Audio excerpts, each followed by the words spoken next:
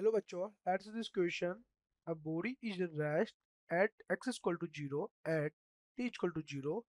It starts moving in the positive x direction with a constant acceleration.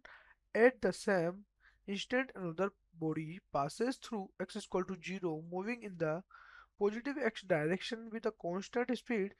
The position of the first body is given by x1 t after t and that of the second body by x2t after the same time interval. Which of the following graphs correctly describe x1 minus k? x2 has a function of time t और चार option हम लोग को यहाँ पर दिया हुआ है इसने, ठीक है। तो बच्चा इसने एक हम लोग को क्वेश्चन दिया है, ठीक है। क्वेश्चन हम लोग को जो दिया है इसने को बोला कि एक बॉडी क्या है हमारे पास, यहाँ पे बना देता हूँ थोड़ा सा कि एक बॉडी यहाँ पर एक ऑब्जेक्ट है मेरे पास, ठीक है। एक बॉडी है या एक ऑब्जेक्ट है जो कि यहाँ पर x इक्वल टू x0 पे यहाँ पर रेस्ट पे रखा हुआ है ये, ठीक है। एट टी टाइम भी दिया है t इक्वल टू 0।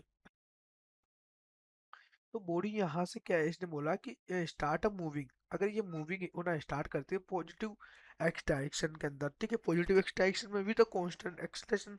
अब बच्चों यहाँ पर कांस्टेंट एक्सेलरेशन दे रखा है इसने, तो इसका मतलब बोला है इसने कि जो मोशंस की तीनों इक्वेशंस है हमारे पास, वो तीनों क्या करेगी यहाँ पर इस पे अप्लाई कर सकते हैं हम लोग, क्योंकि कांस्टेंट एक्सेलरेशन है। At that same instant another body passes through x equal to 0। इसने बोला है बच्चों कि सेम इस टाइम इंटरवल के अंदर ही अगर पासेस कोई x इक्वल टू 0 पर कोई दूसरी बॉडी क्या कर रही है, पास कर रही है, तो moving in the positive x direction with a constant speed.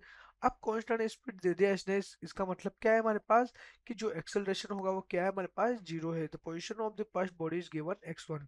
तो बच्चों यहाँ पर मैं बोलूँ अगर यहाँ पर कि जो हमारे पास s equal to u t plus half a t square, ठीक है, अगर ये होती है हमारी इक्वेशन, तो यहाँ पर मैं x को अगर मैं x s को मैं अगर x से रिप्रेजेंट करूँ तो मैं x equal to u t plus आप ए टी स्क्वायर लिख सकता हूँ बच्चों, बिल्कुल लिख सकता हूँ मैं।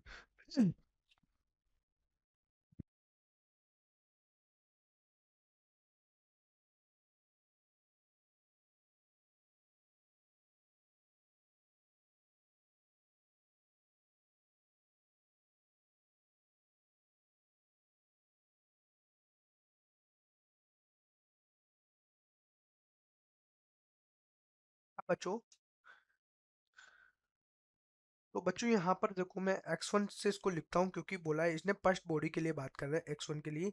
तो यूटी में UT plus half eighty square लिखता हूँ। यूटी क्या है हमारे पास यहाँ पर स्टार्टिंग पोजीशन में क्या बोला है इसने कि रेस्ट पे है, तो मतलब ये 0 है।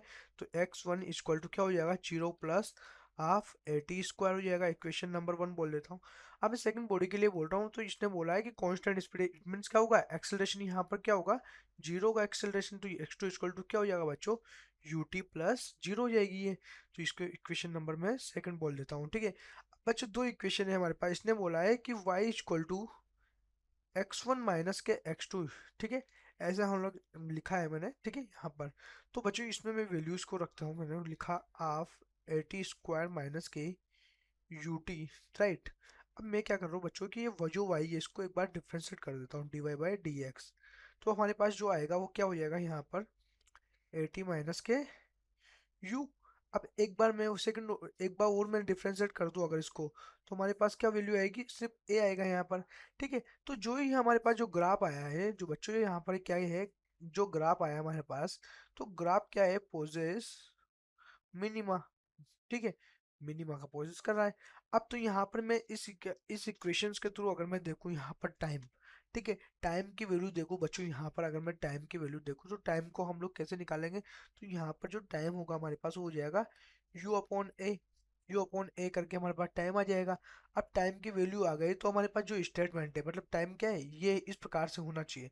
तो मैं यहाँ पर लिखूँ इसको कि जो टाइम है टी, वो क्या होना चाहिए, लेस देन, सॉरी सॉरी, जो टाइम है हमारे पास वो क्या होना चाहिए, लेस देन यू अपॉन ए, ठीक है। जो टी जो टाइम है वो क्या होना चाहिए, बराबर होना चाहिए यू अपॉन ए के, या फिर टाइम जो है वो क्या होना चाहिए, greater than you upon A. It means तीन स्टेटमेंट है हमारे पास, इसका मतलब होता है कि ये नेगेटिव होगा, स्लोप जो है वो नीचे की ओर जाएगा। इसका मतलब है कि जीरो, मतलब उस लाइन के जीरो एक्सिस, जो हमारा एक्सिस है उसकी लाइन पे जीरो के वहाँ होगा। ठीक है, तो इसका मतलब है पॉजिटिव, मतलब पॉजिटिव डायरेक्शन में जाएगा। तो हम लोग ऑप्शंस के अकॉर्डिंग इसको चेक करते हैं कि हमारा जो ये तीनों जो स्टेटमेंट है हमारे पास, ये तीनों स्टेटमेंट के किस ऑप्शन से हमारे पास यहाँ पर मैच करते हैं, किस ऑप्शन से ये सेटिस्फाई होते हैं। बच्चा फर्स्ट ऑप्शन हम लोग देखते हैं ए।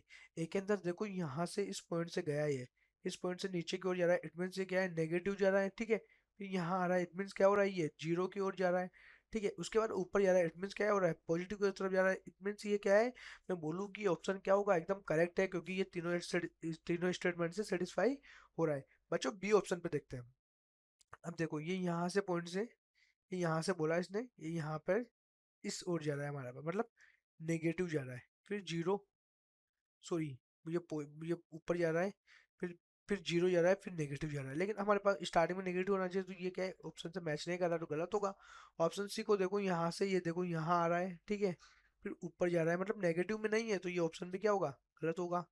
ऑप्शन अभी क्या होगा हमारे पास बच्चों, गलत होगा, गलत ऑप्शन होगा। ठीक है, अब ऑप्शन डी की बात करें तो यहाँ पर देखो इसमें ये एकदम से ऊपर जा रहा है, नेगेटिव नहीं आ रहा, तो ये ऑप्शन भी क्या होगा, गलत होगा। करेक्ट ऑप्शन बच्चों यहाँ पर ए ही होगा, जो कि हमारे पास यहाँ पर क्या होगा, एकदम सही आंसर होगा किसका, क्वेश्चन का। Best of luck.